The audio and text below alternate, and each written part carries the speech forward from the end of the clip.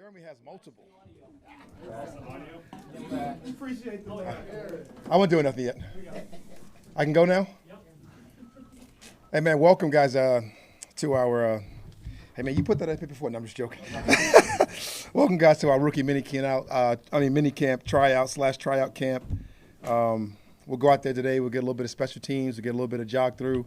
We'll have the chance to have a nice little 15-minute to 20-minute individual section so we can get a real good look at some of the guys and what they can do. We got some open spots, obviously, so it's pretty exciting for some of those guys. And that'll be the stuff that you guys will be able to watch today, led. And then we'll kind of kick you guys out, and we'll kind of have like a walkthrough type period or a group install, and then we get into a couple 7-on-7s, which I'm going to really slow down because I don't have a bunch of numbers. You know, I got a bunch of people that we wanted to look at. So, you know, I got a lot of scripted plays, and we'll see what we get through. And with that, I'll open up questions, guys.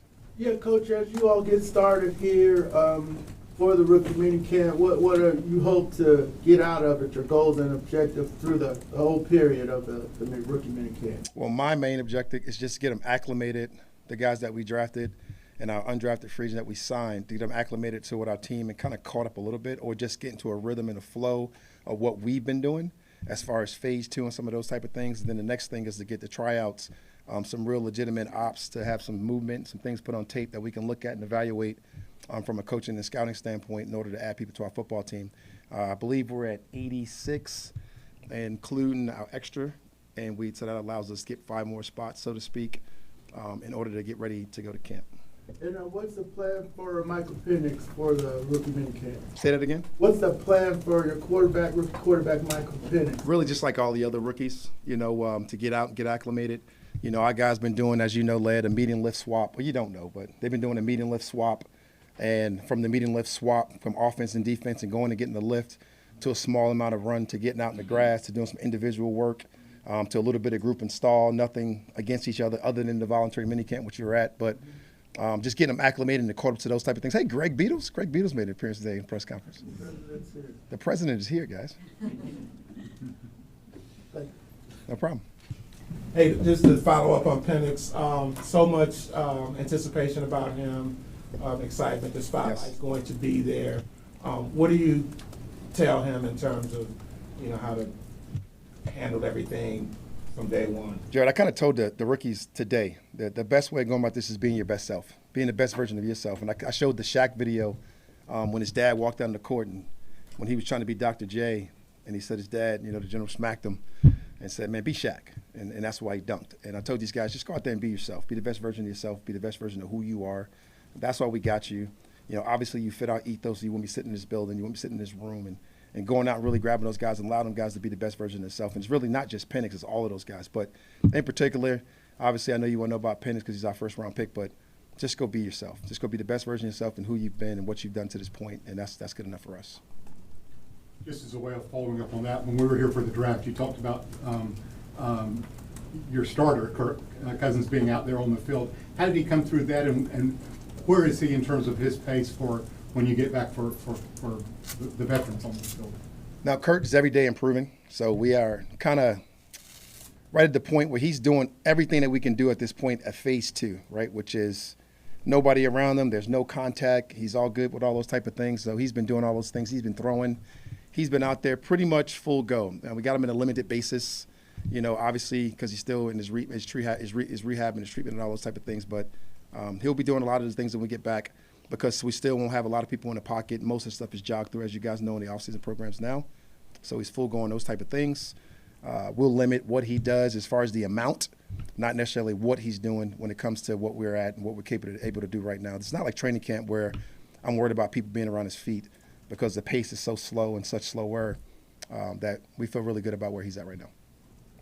Coach, the last few years you guys have had Veterans are in the house today, man. I am big time. You guys have had trouble with the pass rush the last few years. How close do you think you guys are to solving that with the rookies you got and with the guys you got in free agency? We're not even close. You know, you're talking about pass rush. You're talking about getting into the weeds of training camp, determining some of the things you can do to help your pass rush. You know, like last year in L.A., we talked about it.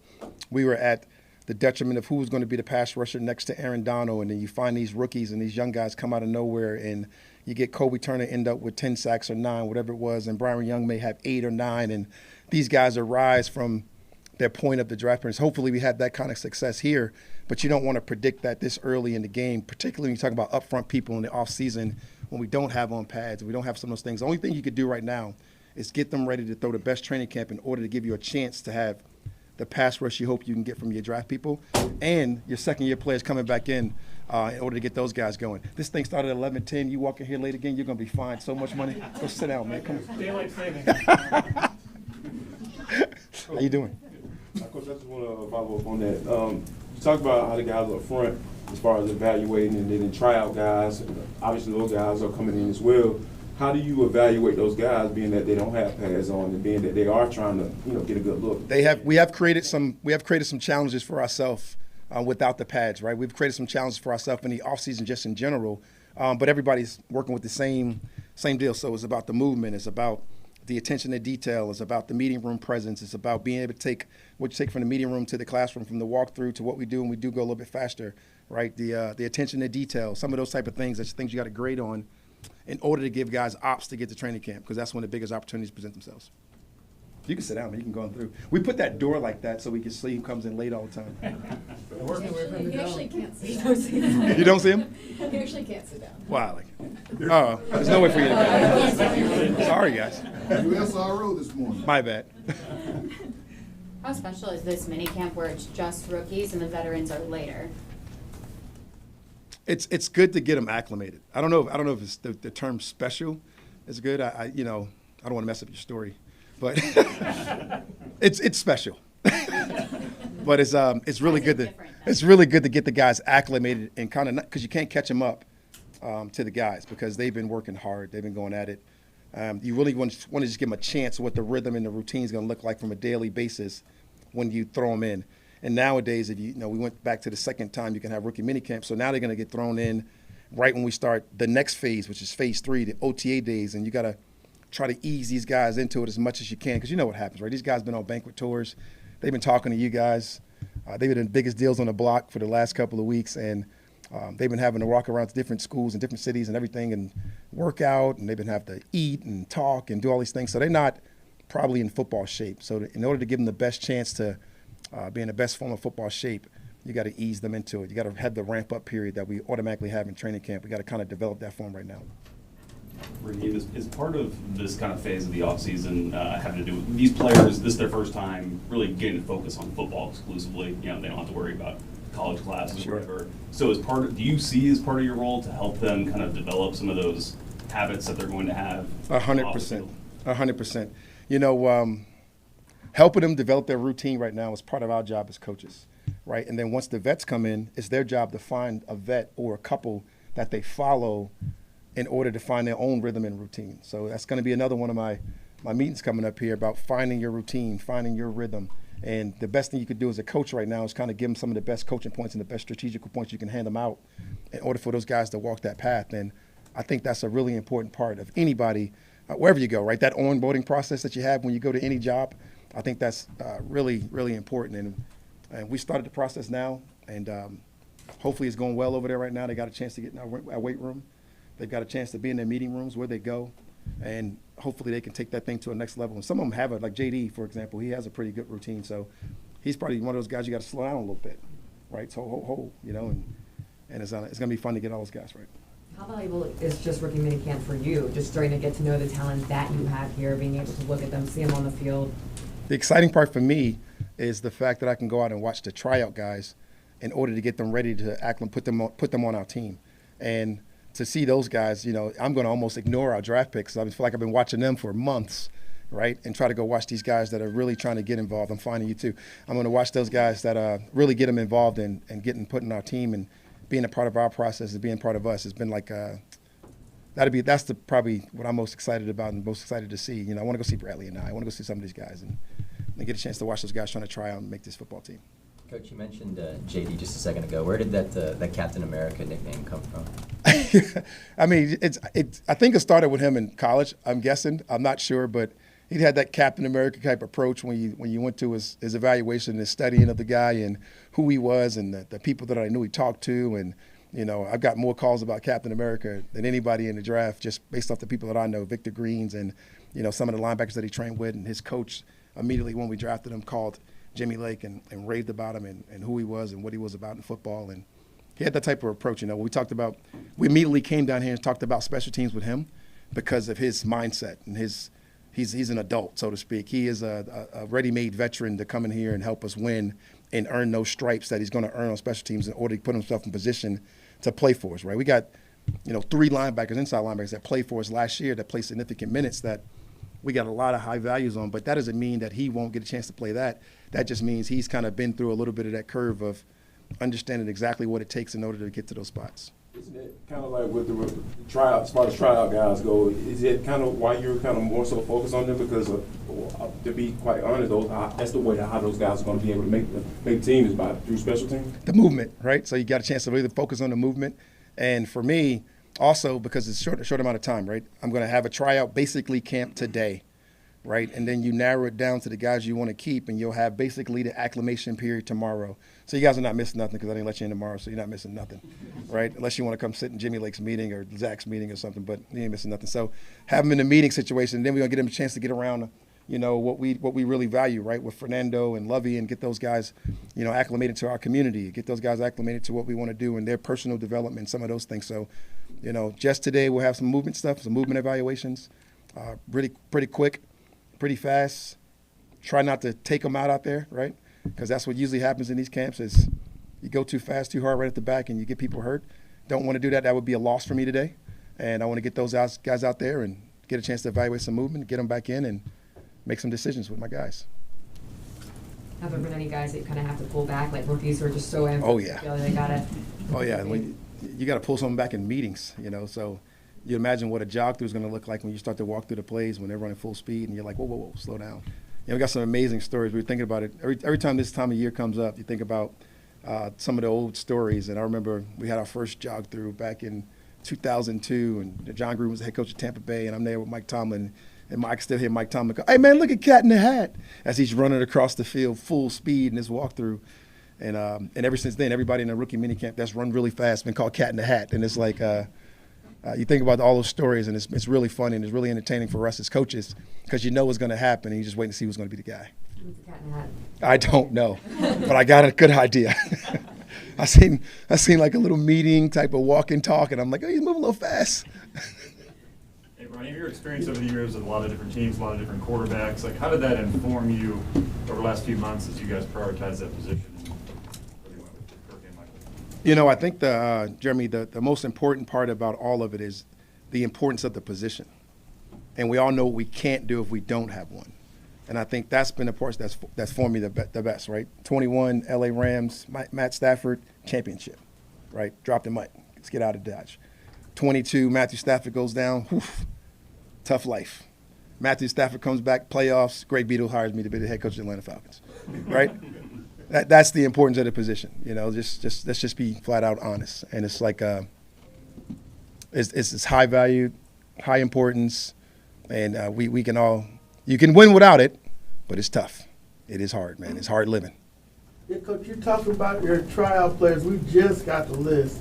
Is that like a slight at me or something? Are you No, we just got it. Did you guys feel that? Did you guys feel that? No, we were talking about the trial players you're saying about. If we got the list, we would have. Oh, if we got the list, okay. We Go would have ahead. looked them up, and I'm looking now. I noticed a couple names, Anai and David. Yeah. Anai, but just Bradley. want to get a little bit more background on some of the other guys here that'll be getting the tryout. I don't want to give you background on them because I don't want to give anybody else information before I get a chance to go see them and make some decisions and sign them.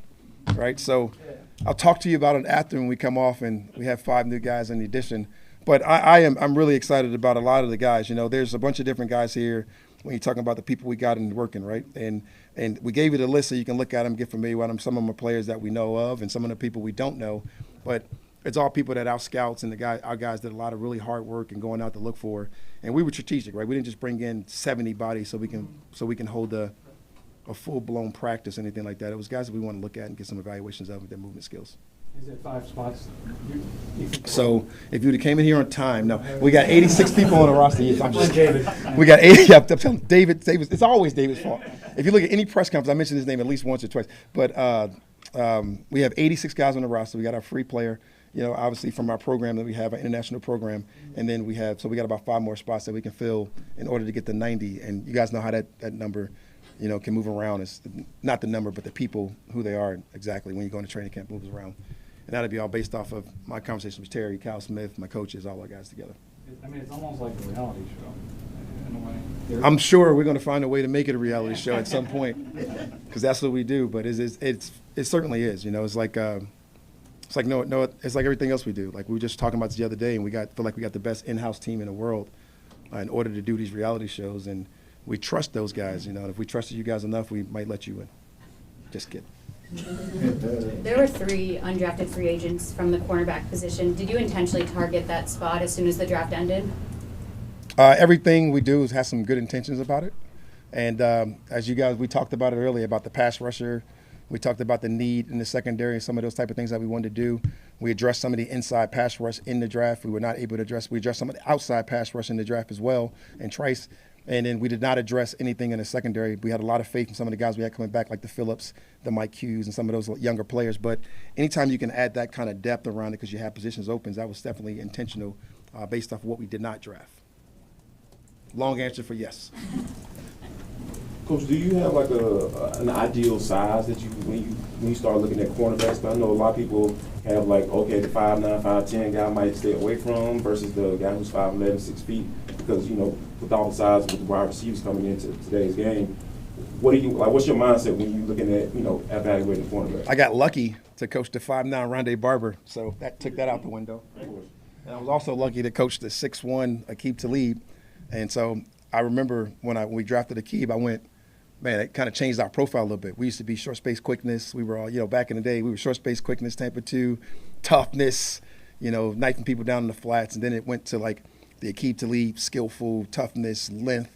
And I gave this big dissertation draft weekend about how we value length at almost all the positions, right? For lack of, it eliminates missed tackles. It translates into the bump coverage, translates into down the field play and ball skills, all those type of things. And we really do value the length of the arm length. And then if you go basketball, you get the wingspan and some of those type of things. So we value those things, and we definitely look at those things, but it's not the end-all, be-all. There are definitely some outliers, as we know. I do not know Rondé Barber's wingspan, but if he was coming out right now, I'll take him.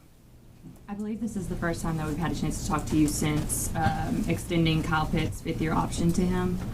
What should be reasonable expectations for Kyle going into this offseason, but also kind of looking ahead to the season as well? He's really excited about being healthy, and so are we. And getting a healthy Kyle Pitts back gives you a really dynamic player that we believe in a lot, hence the picking up his option in order to let him be a part of our immediate and hopefully long-term future. And we can get this guy going. We all know what he could be, and that's the job of a coach, right, to find out what a player can be and then go get the best out of him. And hopefully myself, along with our staff and all our coaches, we can go get the best version of Kyle Pitts, because that will be really good for all of us. Got time for one more? There you go, David. That's how you step up. Dave, that's how you lay down a hammer, David. You know what I mean? Like, I'm done after this, guys. Coach, for the rookies. You came in late. You don't get a question. I was working as fast as I could. I'm kidding. When you're making corrections, rookies first time out, what are the corrections and mistakes that you like to see and then work through, and then what are the things that tick you off? It's hard to say you get ticked off at this camp. This is the ideal moment for patience, right? If there's ever any, and these are great patient moments. These are great time to have empathy. Like, think about it, man. If I had you trying out today, how much juice would you have going on, and how many mistakes could you make just by psyching yourself out of yourself, right? So right now I'm going to look for movement. I'm looking for intent. I'm looking for correcting those mistakes that you make, and how fast and quickly can you do it? Does it happen immediately? Does it happen when you're coming back to the huddle and you're looking at me going, I got it. Hey, can I do that again? All those type of things are things that you evaluate when you're talking about bringing people into your team and the makeup and the people that we want to have. And that's the fun part, right? That's the fun part for coaches, right? Because, like, there's, I don't even like to use the word, and I don't want to say it. I'm trying to think of a different way of saying it. But, like, there's no such thing as players that can't learn what you do, right? They got to be likable, learnable systems in order to get the best out of the players and find out what they can do, and that's what we pride ourselves in doing. Drop the mic, and I'm leaving. Thanks, Coach.